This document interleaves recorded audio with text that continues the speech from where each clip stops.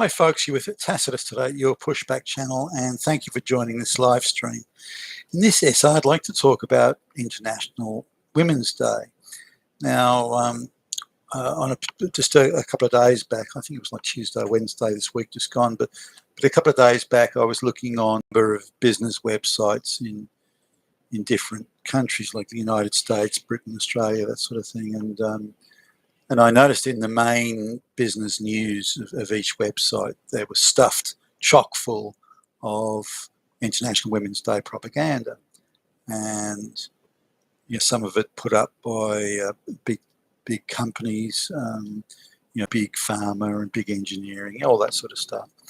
And the very image conscious type firms that are thick in with Western government. And also NGOs and things like, so I was looking at and I looked at a couple of the stories because they were like headline stories, and I don't know why on a business website that activist Women's Day propaganda should be headlining, but anyway, it was. So I looked at one and noticed that the wording of it and so on, it was written by the same people, and there was a certain cadence and structure to the propaganda that suggested it all came from control. So it wasn't just rando people writing stuff. This was all written by the same people, so using the same structure and the same methodology, the same MO, the whole thing. So I noticed this, and so I looked at a few more and just confirmed that was so. So all these top stories, all the headline stories were all, again, written by the same people. So they're pushing the usual stuff. Women are raped and harassed and beaten at work and at home and everywhere else. The gender pay gap. Women are paid 1 cent for every $10 million men are paid, and women are abused at work, and they're forced to work much harder than men ever will be.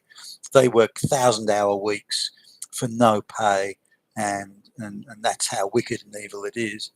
And now I should sort of mention here that in the West, at least, we're talking about the most pampered women, the richest women, the wealthiest, most well-off women ever in the history of humankind, ever.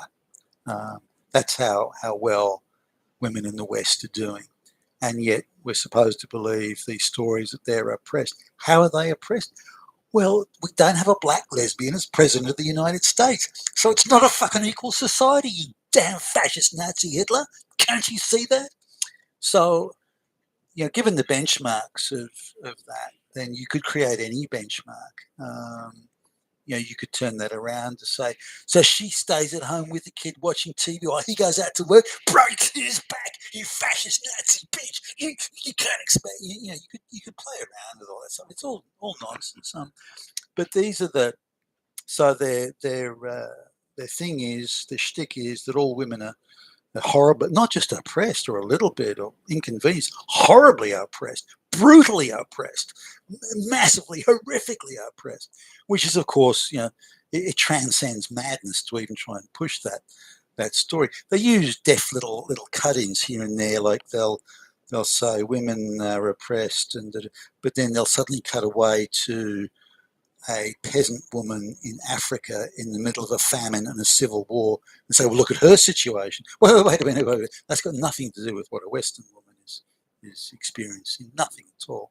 Nor is that place where that peasant African woman comes from has always been a basket case.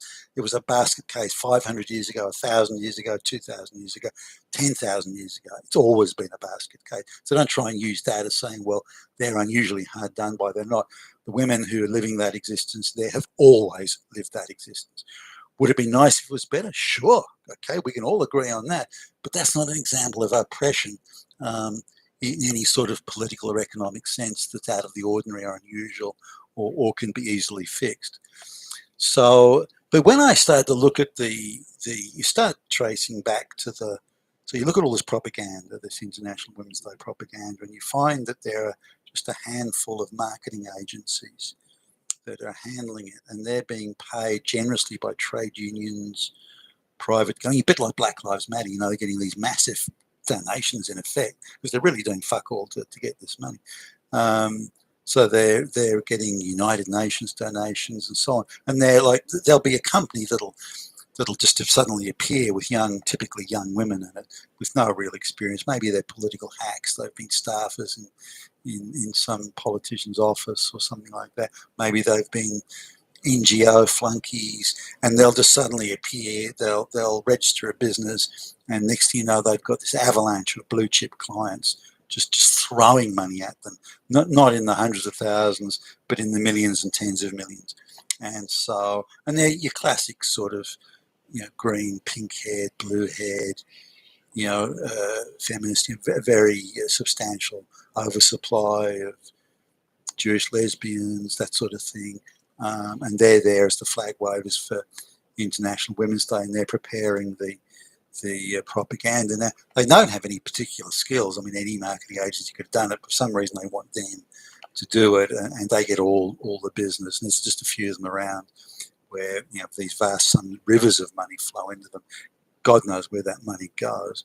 And they're the ones doing the, putting together, or theoretically at least, I don't think it's them, but putting together these advertising campaigns and creating these, hashtags and Twitter hashtag things and all that sort of stuff. And putting the most outrageous propaganda in there that no one calls out, nobody questions. No, there's no media outrage to all the lies that they're telling. In fact, they all go along with it. And then you also have the ridiculous things with the big companies. There's a lot of the big multinational firms, they'll hire a 20-something woman and they'll call her, the executive vice president of technology or something like that, engineering or whatever. And this is someone that knows, jack shit about anything. Has got no work experience to speak of. Has got some bullshit pass-through degree, and so they'll put her in. She's now the executive vice president of technology, and then she'll allegedly make a speech saying that we have to recognise that women are oppressed, crushed underfoot by those evil. And it's always straight white males that are doing. What about the black guys in Africa that are oppressing the black women? No. Let's not talk about that. It's white guys, straight white Christian males. They are fucking doing it. Hitlers, they're all Nazis, fascists. And so they talk about this oppression, and they make the most outrageous claims of, I know a woman who's only paid 1 cent for 1,000,000 years of work, and this guy, he gets, just this anecdotal nonsense bullshit that just doesn't happen out there. Women are being pampered to an unbelievable degree with race gender quotas in education, at high school. There's a certain amount of girls have to be put through in mathematics and so on. And if they have to lower the standards to whatever, they'll do it. In all the STEM subjects, there are quotas for women in just about every university now, regardless of whether or not they can pass. And so women are one of the most protected classes in the Western world. And for every job, or any job where there's a measurable outcome or anything like that, women are paid the same. I just want to add that there's a woman who's the director of diversity at university, and she's paid over $400,000 a year. But there's a man who's a civil engineer building a bridge with 5 or 6 years experience. He's being paid less than $100,000. Now, why isn't someone screaming about that, saying all you're doing is